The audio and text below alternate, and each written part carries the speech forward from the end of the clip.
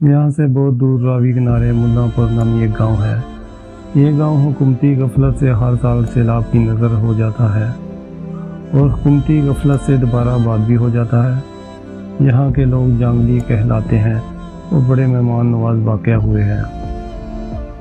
मेरा नाम सलाउद्दीन है। पहले दुनिया सल्लू कहती थी, अब साईं सल्लू।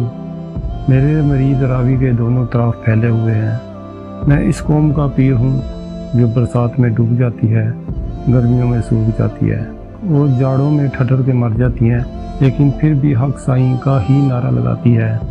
मैं फ़कीर कैसे हुआ सलाउद्दीन से साईं सल्लू कैसे बना, ये एक तवील किस्सा है। बस इतना समझ लीजिए कि मज़हब और मुआशरा दो मुख्तलिफ तरफ में चल रहे थे और मैंने तीसरी राह अख्तियार की। यही कहानी मैं आज आपको सुनाने लगा हूँ। मेरे माँ बाप बचपन में ही दगा दे चुके हैं। बस दूर पार के एक चचा थे जिन्होंने रूखी सूखी खिलाकर कफालत की। होश संभाला तो मालूम हुआ कि कमार हूँ और जितना भी पढ़ लिख लूँ कमार ही रहूँगा। चनाचे स्कूल में वक्त गंवाने की बजाय बांडे बनाने वाली आवी में चचा का हाथ बटाने लगा। जब गड़े चाटियाँ और कुनियाँ बना बना कर थक गया तो कसद कारोबार का किया।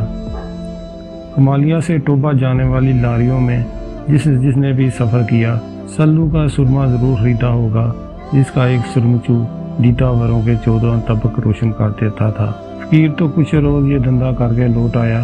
कमालिया वाले आज भी आंखों के कुकरे साफ करते हैं। गांव आकर लकड़ी का कारोबार शुरू किया। दिन भर किक्कर की मसवाकें ली।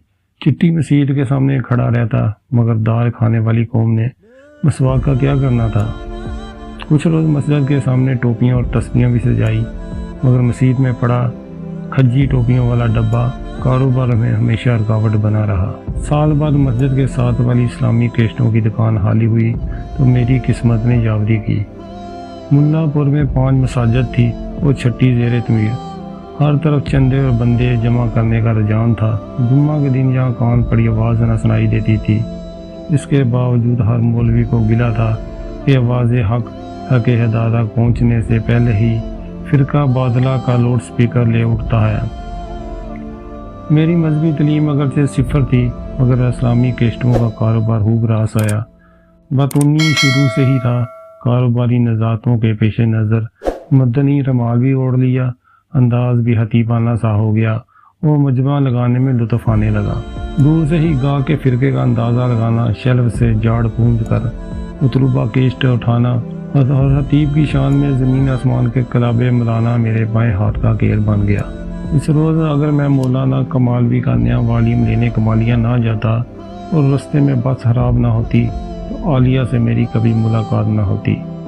लेकिन इसका मंतकी नतीजा ये निकलता, आज भी रावी किनारे ये आवाज़ ना लगा रहा होता कि शादी का दरिया में डाल। हुआ यूं कि अड्डा मोटी किक्कर पर बस एक चीख मार के रुकी और घंटा भर रुकी रही। ड्राइवर, कंडक्टर, हेल्पर सवारियां मिलजुल कर बस की बवाली ढूंढने लगे। इसी लम्हे एक मारूफ हमरा एक कबूल रुख अम्मा के बस में सवार हुई और कपड़ों से भरी गठरी मेरी गोद में डाल दी।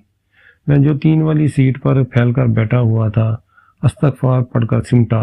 फिर जो फैलना शुरू हुआ और माँ बेटी ने इस्तग़फ़ार पढ़नी शुरू कर दी। कमालिया तक आंख में टक्का जारी रहा। सलोनी जाल पर मैंने हद पाव बेर खरीदे और अम्मा के हजूर नज़र किए। अब जाना आया तो अम्मा ने मुरंडे का टुकड़ा पेश किया। कुछ सफ़र के बाद वो लोग पिंड धोबियाँ उतरने लगे तो पीछे पीछे मैं भी उतर गया। अम्मा ने पूछा, पुत्र किधर जाना है? मैंने कहा, माँ बुजुर्गों की खिदमत मेरा शौर है, इसी में 2 जहां की कामयाबी है। फिर ये कहानी गढ़ी के एक पुराने बेली से मुलाकात करने के लिए धोबियाँ की नीयत बांधी थी। रास्ता मालूम नहीं, खुदा ने सबब किया, सद शुक्र के काफिला मुयस्सर आया। यूँ मैं गठरी सर पर उठाए बराबर 2 किलोमीटर चलता रहा। वो लोग गांव को चीरते हुए अपने मोहल्ला के घाट पर जा उतरे। मारूफ ने कपड़ों की गठरी मेरे सर से उतारी, मगर प्यार वाली पंड हमेशा के लिए रख दी। चनाचे मेरी दुकान को ताला पड़ा। हर रोज़ मुंह अंधेरे मुश्की साबुन से नहाकर, तेल सरसों सर पर जमा कर और खुद पर अतर खलील छिड़का कर सीधा पिंड धोबियाँ जा पहुँचता। मुल्लापुर वाले भी हैरान थे कि धोबियाँ में किस हतीब का ज़हूर हुआ है जो सल्लू रोज़ भागा जाता है। किसी को मेरे इश्क की खबर ना थी, सिवाय सादक सैकड़ों वाले के। अड्डे पर इसकी सैकड़ों की दुकान थी। यही दुकान मेरा पक्का ठिया बन गई। मैं सारा दिन सादक के पास बैठा मक्खियाँ मारता रहता। एक आंख से काना सादक दूर अंदेश बंदा था। उसने मेरी हालत रज़ार पर रहम खाया और मज़कूरा घर में मेरे रिश्ते का पैगाम भिजवा दिया। वो लोग भी शायद किसी अच्छे जवाई के इंतज़ार में थे। एक मुबारक घड़ी में मंगेवा हुआ और दूसरे ही रोज चंद जानने वालों में छुआरे बांटे और परनेवा हो गया। दुल्हन लेकर घर आया तो कई फितने एक साथ उठ खड़े हुए। पहले चचा ने जायदाद से आ किया कि ज़ात का कमार और धोबियों से रिश्ते। फिर मौलवी नज़ीर बागा आ गए, निकाह किसने पढ़ाया है। मैंने कहा पीर हुसैन बख्श जिंदा वाली सरकार ने। मौलवी को तो ब्रेक लग गई, लेकिन चचा ने जायदाद से हमेशा के लिए महरूम कर दिया। मैंने भी लानत भेजी कि मिट्टी के भांडे बनाने वाली आवी और एक मरियल खोते का मैंने क्या करना है।